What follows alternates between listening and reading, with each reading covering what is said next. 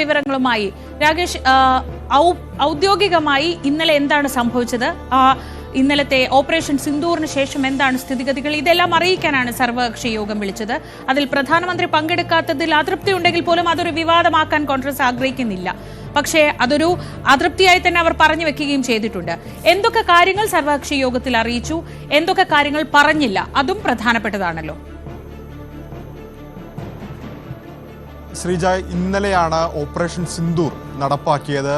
ഇതിനുശേഷം ഇത്തരത്തിൽ പാകിസ്ഥാനിലെയും പാക് അധീന കശ്മീരിലെയും 9 കേന്ദ്രങ്ങൾ, 9 ഭീകര താവളങ്ങൾ തകർത്തു എന്ന് ആദ്യം പ്രതിരോധ മന്ത്രാലയം വാർത്താക്കുറിപ്പിലൂടെ പുലർച്ചെ 1:44 അറിയിച്ചു. അതിനുശേഷം വിദേശകാര്യ സെക്രട്ടറി വിക്രം മിശ്രി 2 സൈനിക വനിതാ ഉദ്യോഗസ്ഥർക്കൊപ്പം വാർത്താ സമ്മേളനം നടത്തിക്കൊണ്ട് നടപടികൾ വിശദീകരിക്കുകയും ചെയ്തു. ഏതൊക്കെ ഭീകര താവളങ്ങൾ തകർത്തു എന്ന കാര്യം വിശദീകരിക്കുകയും ചെയ്തു.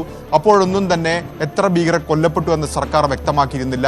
ഇന്നേതായാലും ഓപ്പറേഷൻ സിന്ദൂറിന് ശേഷമുള്ള സാഹചര്യം, ഒപ്പം ഓപ്പറേഷൻ സിന്ദൂറിന്റെ നടപടികൾ അടക്കമുള്ള കാര്യങ്ങൾ അറിയിക്കാനായാണ് സർവകക്ഷി യോഗം വിളിച്ചത്. ഈ യോഗത്തിൽ അധ്യക്ഷത വഹിച്ചത് പ്രതിരോധ മന്ത്രി രാജ്നാഥ് സിംഗ് ആണ്. ഏതാണ്ട് 90 മിനിറ്റ് നേരം അദ്ദേഹം സംസാരിച്ചു. ഇതിലാണ് 100-ലധികം ഭീകരരെ കൊലപ്പെടുത്തി എന്ന് രാജ്നാഥ് സിംഗ് ഈ സർവകക്ഷി യോഗത്തെ അറിയിച്ചിരിക്കുന്നത്. അതായത് സർക്കാരിന്റെ ഭാഗത്തുനിന്ന് ഔദ്യോഗികമായൊരു പ്രതികരണം രാജ്യത്തെ തന്നെ MP-മാരോട്, രാഷ്ട്രീയ കക്ഷികളോടാണ് ഈ ഘട്ടത്തിൽ ഉണ്ടായിരിക്കുന്നത്. സർവകക്ഷി യോഗത്തിൽ തന്നെയാണ് അത്തരമൊരു പരാമർശം, ഒരു വെളിപ്പെടുത്തൽ കേന്ദ്ര പ്രതിരോധ മന്ത്രിയുടെ ഭാഗത്തുനിന്ന് ഈ ഘട്ടത്തിൽ ഉണ്ടായിരിക്കുന്നത്. കാരണം മറ്റൊരു പ്രതികരണവും, എത്രയാണ് അവിടെ ഭീകരർ കൊല്ലപ്പെട്ടു എന്ന തരത്തിലുള്ള പ്രതികരണം സർക്കാരിന്റെ ഭാഗത്തുനിന്ന് ഇതുവരെ ഉണ്ടായിട്ടില്ല. ഏതായാലും സർവകക്ഷി യോഗത്തിൽ അക്കാര്യം ഇപ്പോൾ കേന്ദ്രം അറിയിച്ചിരിക്കുകയാണ്. രാജ്നാഥ് സിംഗ് ഏതാണ്ട് 90 മിനിറ്റ് സംസാരിച്ചു. അതിൽ ഇതുവരെ കൈക്കൊണ്ട നടപടികൾ വിശദീകരിച്ചു. ഒപ്പം തന്നെ പ്രതിപക്ഷത്തോട് ചില കാര്യങ്ങൾ, അത് സർക്കാരും അല്ലെങ്കിൽ സൈന്യവും മാത്രം അറിയേണ്ട കാര്യങ്ങളാണ്, ചില കാര്യങ്ങൾ വെളിപ്പെടുത്താനും അദ്ദേഹം തയ്യാറായില്ല. ഏതായാലും രാഷ്ട്രീയ കക്ഷികളും അവരുടെ നിലപാടുകൾ ഈ യോഗത്തിന് മുമ്പാകെ അറിയിക്കുകയുണ്ടായി. അതിൽ കോൺഗ്രസ് അടക്കമുള്ള കക്ഷികൾ പൊതുവെ സർക്കാർ സ്വീകരിച്ച നിലപാടിനൊപ്പം നിൽക്കുന്നു. അതായത് നിലവിൽ അസാധാരണമായ ഒരു സാഹചര്യത്തിലൂടെയാണ് രാജ്യം കടന്നു പോകുന്നത്. അതുകൊണ്ട് തന്നെ ഈ ഘട്ടത്തിൽ സർക്കാരിനൊപ്പം നിൽക്കുന്നു എന്ന് തന്നെയാണ് എല്ലാ രാഷ്ട്രീയ കക്ഷികളും അറിയിച്ചത്. പക്ഷേ ചില കാര്യങ്ങളുള്ള അതൃപ്തി കോൺഗ്രസ് അറിയിക്കുകയും ചെയ്തിട്ടുണ്ട്. ഇന്നലെ ഈ സർവകക്ഷി യോഗം വിളിച്ച ഘട്ടത്തിൽ തന്നെ കോൺഗ്രസ് നേതാക്കൾ ആവശ്യപ്പെട്ടതാണ് പ്രധാനമന്ത്രി ഈ യോഗത്തിൽ പങ്കെടുക്കണമെന്ന്. കാരണം കോൺഗ്രസിന്റെ കമ്മ്യൂണിക്കേഷൻ വിഭാഗം ചുമതലയുള്ള ജനറൽ സെക്രട്ടറിയാണ് ജയറാം രമേശ് പ്രധാനമന്ത്രി ഈ യോഗത്തിൽ പങ്കെടുക്കണമെന്ന ആവശ്യം ഇന്നലെ മുന്നോട്ട് വെച്ചിരുന്നു. ഇന്ന് യോഗത്തിൽ മല്ലികാർജ്ജുൻ ഖർഗെ അക്കാര്യം ഉന്നയിക്കുകയും ചെയ്തു. പ്രധാനമന്ത്രി എന്തുകൊണ്ട് ഈ യോഗത്തിൽ പങ്കെടുക്കുന്നില്ല എന്ന് അദ്ദേഹം ചോദിച്ചു. അപ്പോൾ പോലും നിലവിൽ അതിർത്തിയിലെ സാഹചര്യം, സൈനിക നടപടിക്കൊപ്പം തന്നെ ഈ നിർണായക ഘട്ടത്തിൽ സർക്കാരിനൊപ്പം നിൽക്കുന്നു എന്നാണ് ഖർഗെ ഈ യോഗശേഷം തന്നെ പറഞ്ഞത്. മാത്രവുമല്ല, ചില കാര്യങ്ങളിലൊക്കെ തന്നെ അഭിപ്രായ വ്യത്യാസമുണ്ട്. പക്ഷേ ഈ ഘട്ടത്തിൽ അതൊന്നും ചർച്ചയാക്കാൻ ഉദ്ദേശിക്കുന്നില്ല, വിവാദമാക്കാൻ ഉദ്ദേശിക്കുന്നില്ല എന്ന് തന്നെയാണ് ഖർഗെയുടെ പ്രതികരണം ഉണ്ടായത്. രാഹുൽ ഗാന്ധിയും ഇന്ന് ഈ യോഗത്തിൽ പങ്കെടുത്തിരുന്നു. രാഹുൽ ഗാന്ധി വ്യക്തമാക്കിയ ഈ യോഗത്തിൽ ഉന്നയിച്ച പ്രധാനപ്പെട്ട ആവശ്യം, നിലവിലെ സാഹചര്യത്തിൽ ഒരു പാർലമെന്റ് സമ്മേളനം വിളിച്ചു ചേർക്കണം, പ്രത്യേക സമ്മേളനം തന്നെ വിളിച്ചു ചേർക്കണമെന്ന ആവശ്യമാണ് രാഹുൽ ഗാന്ധി മുന്നോട്ട് വെച്ചത്. മറ്റു പല നേതാക്കളും അവരുടെ അഭിപ്രായം ഈ യോഗത്തെ അറിയിച്ചു. OIC ഇന്നത്തെ യോഗത്തിൽ മുന്നോട്ട് വെച്ചിരുന്ന പ്രധാനപ്പെട്ട കാര്യം, ഒന്ന്, TRF ആണ് ഈ ആക്രമണം നടത്തിയതെന്ന് അവർ തന്നെ ഏറ്റെടുത്താണ്, വെളിപ്പെടുത്തിയതാണ്.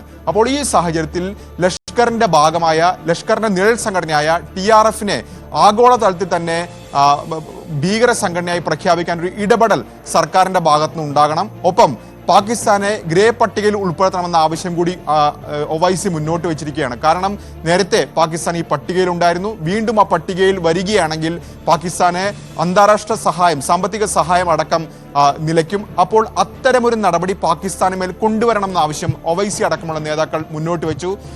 CPM-ൽ നിന്ന് ജോൺ ബ്രിട്ടാസ് ആണ് ഇന്നത്തെ യോഗത്തിൽ പങ്കെടുത്തിരുന്നത്. ജോൺ ബ്രിട്ടാസ് ഉന്നയിച്ച പ്രധാനപ്പെട്ട കാര്യം, ഒന്ന്, ഇന്നലെ ദി ഹിന്ദു അടക്കം ചില മാധ്യമങ്ങൾ റിപ്പോർട്ട് ചെയ്തിരുന്നു ഇന്ത്യൻ പോർവിമാനം അത് വെടിവെച്ചിട്ടു എന്ന്. പക്ഷെ ആ ചോദ്യം ചോദിച്ചു, പക്ഷെ സർക്കാരിന്റെ ഭാഗത്തുനിന്ന് പ്രതികരണം ഉണ്ടായില്ല എന്ന് ജോൺ ബ്രിട്ടാസ് പറയുകയുണ്ടായി. ഇത് കൂടാതെ മുന്നോട്ട് വെച്ചൊരു പ്രധാനപ്പെട്ട കാര്യം, ജെയ്ഷെ മുഹമ്മദിന്റെ തലവനായ മൗലാന മസൂദ് അസറിനെ വിട്ടു നൽകേണ്ടി വന്നത് കണ്ടഹാർ വിമാനറാഞ്ചനുമായി ബന്ധപ്പെട്ട് അന്ന് 178 ഭീകരരെ ഇത്തരത്തിൽ 178 ഇന്ത്യക്കാരെ ഇത്തരത്തിൽ തടങ്കിൽ പാർപ്പിച്ചതുകൊണ്ടാണ് ആ ഭീകരനെ അന്ന് വിട്ടു നൽകേണ്ടി വന്നത്.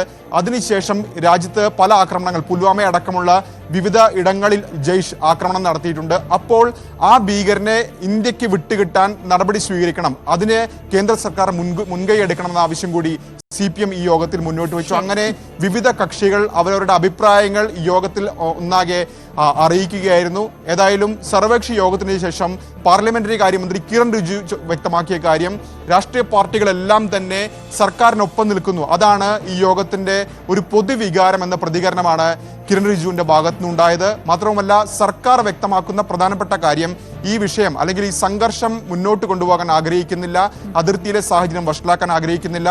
പക്ഷേ പാകിസ്ഥാൻ ഈ പ്രകോപനം തുടരുകയാണെങ്കിൽ നോക്കി നിൽക്കില്ല, തിരിച്ചടിക്കും എന്ന സന്ദേശം തന്നെയാണ് സർവകക്ഷി യോഗം പൊതുവെ നൽകിയത്. രാകേഷാണ് വിശദമായ വിവരങ്ങൾ നൽകിയത്. ന്യൂസ്